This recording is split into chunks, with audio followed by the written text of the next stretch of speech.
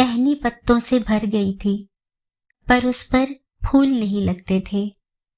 मैं रोज पत्तों का मुंह देखती थी और सोचती थी, चंपा कब खिलेगा।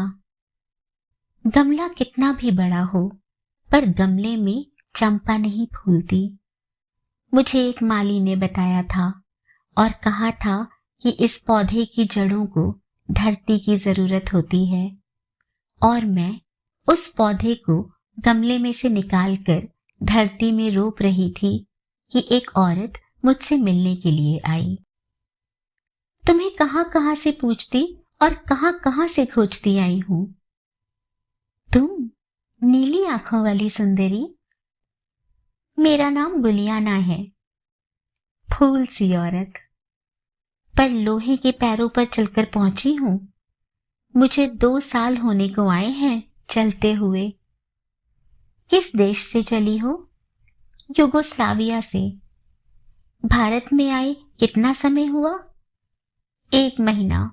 बहुत लोगों से मिली हूं। कुछ औरतों से बड़ी चाह से मिलती हूं। तुमसे मिले बगैर मुझे जाना नहीं था, इसलिए कल से तुम्हारा पता पूछ रही थी। मैंने गुलियाना के लिए चाय बनाई और चाय का प्याला उसे देते हुए भूरे बालों की एक लट उसके माथे से हटाई और उसकी नीली आंखों में देखा और कहा, अच्छा, अब बताओ गुलियाना, तुम्हारे पांव में लोहे के ही सही, पर ये क्या अभी तुम्हारे हुस्न और तुम्हारी जवानी का भार उठाकर थके नहीं। ये देश देशांतर में भटकते हुए क्या खोज रहे हैं। गुलियाना ने लंबी सांस लेकर मुस्कुरा दिया। जब किसी की हंसी में एक विश्वास खुला हुआ हो, उस समय उसकी आंखों में जो चमक उतर आती है, मैंने वह चमक गुलियाना की आंखों में देखी। मैंने अभी तक कुछ लिखा नहीं, पर लिखना बहुत चाहती हूँ। मगर कुछ भी लिखने से पहले मैं यह देखना चाहती हूँ, अभी बहुत दुनिया बाकी पड़ी है जो मैंने देखी नहीं, इसलिए मैं अभी थकने की नहीं। पहले इटली गई थी, फिर फ्रांस, फिर ईरान और जापान। पीछे कोई तुम्हारी बाट देखता होगा। मेरी माँ मेरी बाट देख रही है। उसे जब तुम्हारा खत मिलता होगा तब कितनी चहक उठती होगी। वह मेरे हर एक खत को मेरा आखिरी खत समझ लेती है। उसे यह यकीन नहीं आता कि फिर कभी मेरा और खत भी आएगा। क्यों? वह सोचती है कि मैं इसी तरह चलती चलती रास्ते में कहीं मर जाऊंगी। मैं उसे खूब लंबे लंबे खत लिखती हूँ। आंखें तो वह खो बैठी है, पर मेरे खत किसी से पढ़वा लेती है। इस तरह वह मेरी आंखों से दुनिया को देखती रहती है। अच्छा गुलियाना, तुमने जितनी भी दुनिया देखी है, वह तुम्हें कैसी लगी। किसी जगह ने हाथ बढ़ाकर तुम्हें रोका नहीं कि बस और कहीं मत जाओ। चाहती थी कि कोई जगह मुझे रोक ले, मुझे थाम ले, बांध ले, पर जिंदगी के किसी हाथ में इतनी ताकत नहीं आई। मैं शायद जिंदगी से कुछ अधिक मांगती हूँ, जरूरत से ज्यादा। मेरा देश जब गुलाम था, मैं आजादी की जंग में शामिल हो गई थी। कब? 1914 में हमने लोक राज्य के लिए बगावत की। मैंने इस बगावत में बढ़ चढ़कर भाग लिया था, चाहे मैं तब छोटी सी ही रही होंगी। वे दिन बड़ी मुश्किल के रहे होंगे। 4 साल बड़ी मुसीबतों भरे थे। कई कई महीने छिप कर काटने होते थे।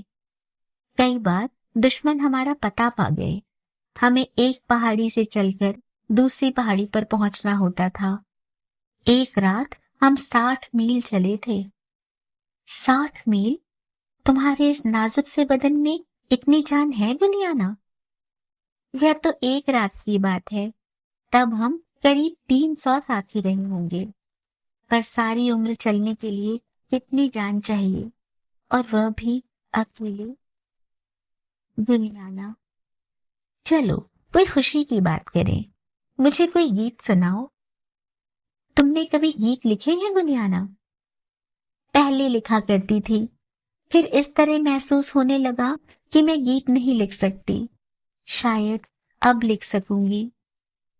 कैसे गीत लिखोगी गुलियाना? प्यार के गीत? प्यार के गीत लिखना चाहती थी, पर अब शायद नहीं लिखूंगी।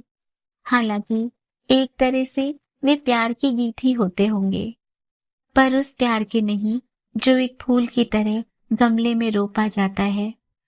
मैं उस प्यार के गीत लिखूंगी जो गमले में नहीं उगता, जो सिर्फ धरती में उग सकता है।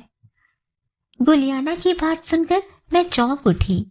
मुझे वह चंपा का पेड़ याद हो आया जिसे अभी अभी मैंने गमले से निकालकर धरती में लगाया था। मैं गुलियाना के चेहरे की ओर देखने लगी।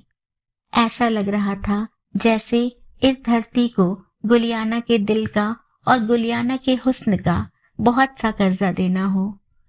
गुलियाना मुझे लेनदार प्रतीत हो रही थी, पर मुझे उसकी ओर देखते लगा कि यह धरती कभी भी उसका ऋण नहीं चुका पाई थी।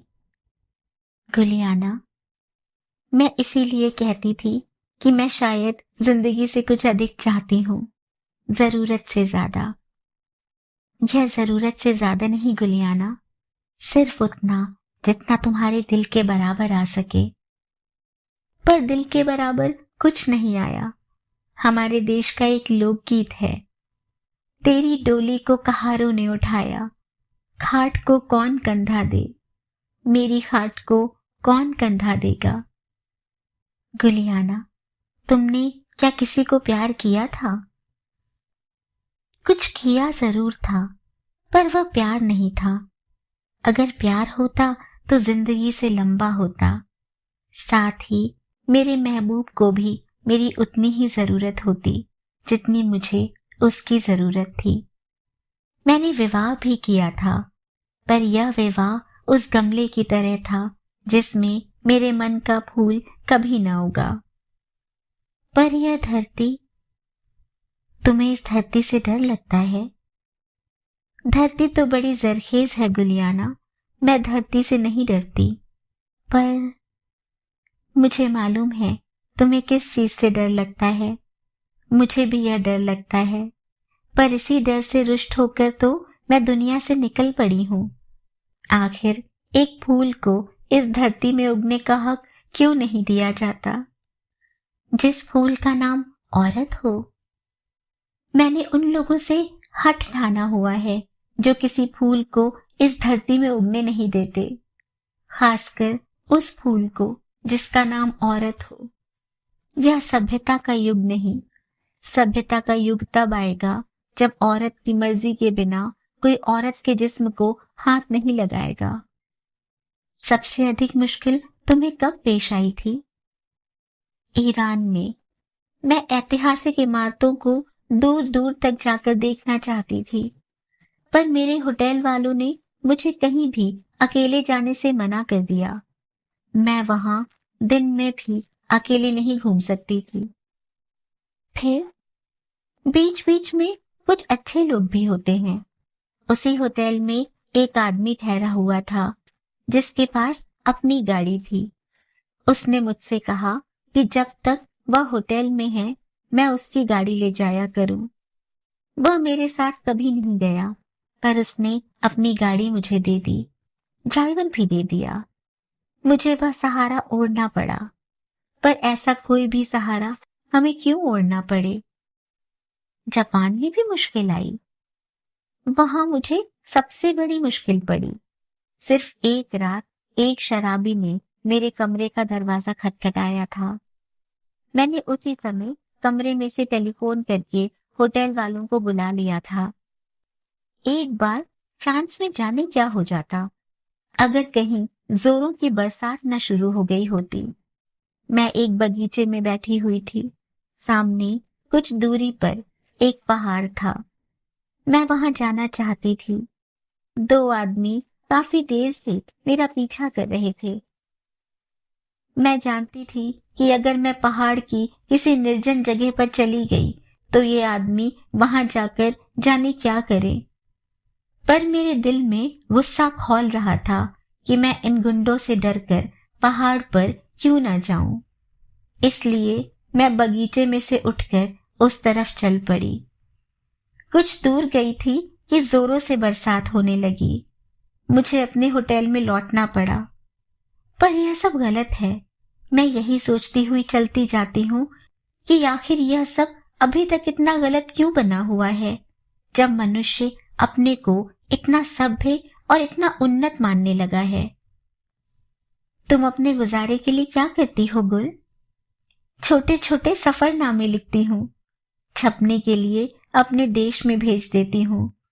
कुछ पैसे मिल जाते हैं, कुछ अनुवाद करके भी कमा लेती हूँ। मुझे फ्रेंच अच्छी आती है। मैं फ्रेंच की पुस्तकों का अपनी भाषा में अनुवाद करती हूँ।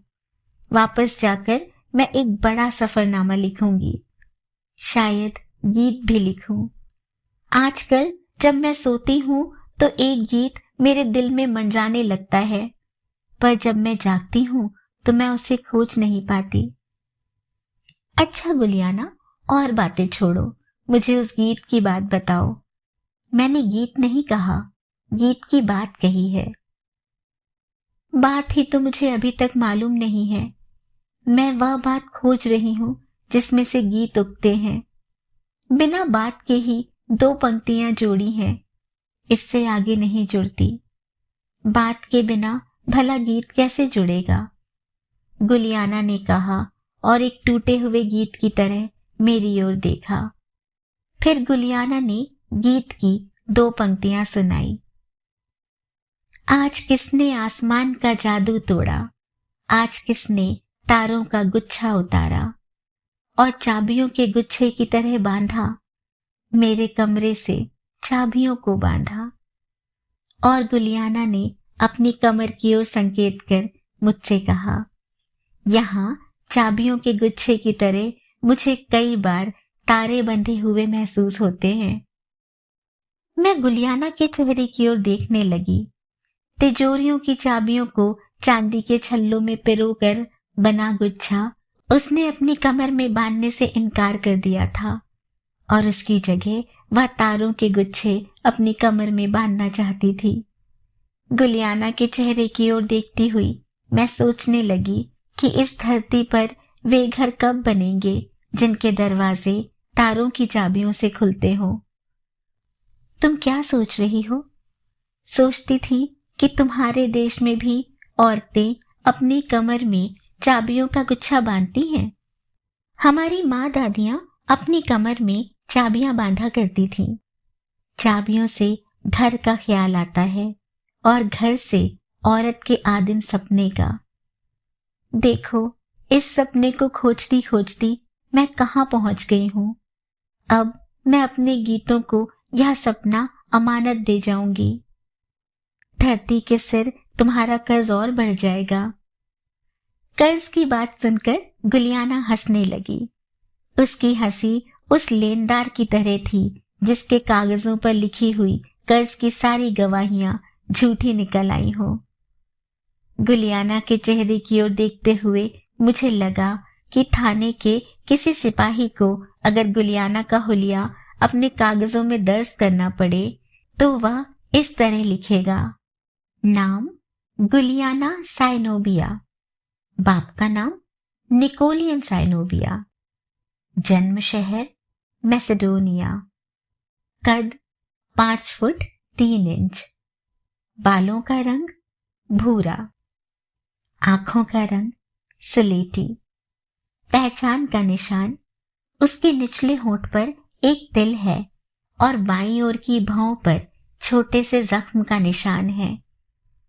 और गुलियाना की बातें सुनते हुए मुझे इस तरह लगा कि किसी दिल वाले इंसान को अगर अपनी जिंदगी के कागजों में गुलियाना का हुलिया दर्ज करना हो तो इस तरह लिखेगा, नाम फूल की महक सी एक औरत, बाप का नाम इंसान का एक सपना, जन्म शहर धरती की बड़ी जरखेज मिट्टी, कद उसका माथा तारों से छूता है, बालों का रंग धरती के रंग जैसा, आंखों का रंग आसमान के रंग जैसा, पहचान का निशान। उसके होठों पर जिंदगी की प्यास है और उसके रोम रोम पर सपनों का बौर पड़ा हुआ है।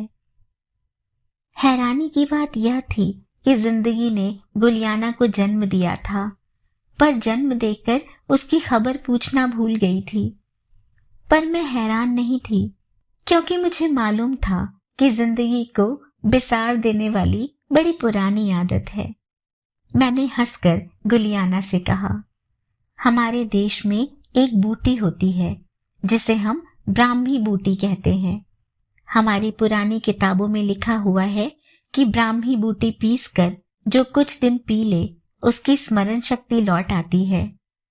मेरा ख्याल है कि जिंदगी को ब्राह्मी बूटी पीसकर पीनी चाहिए।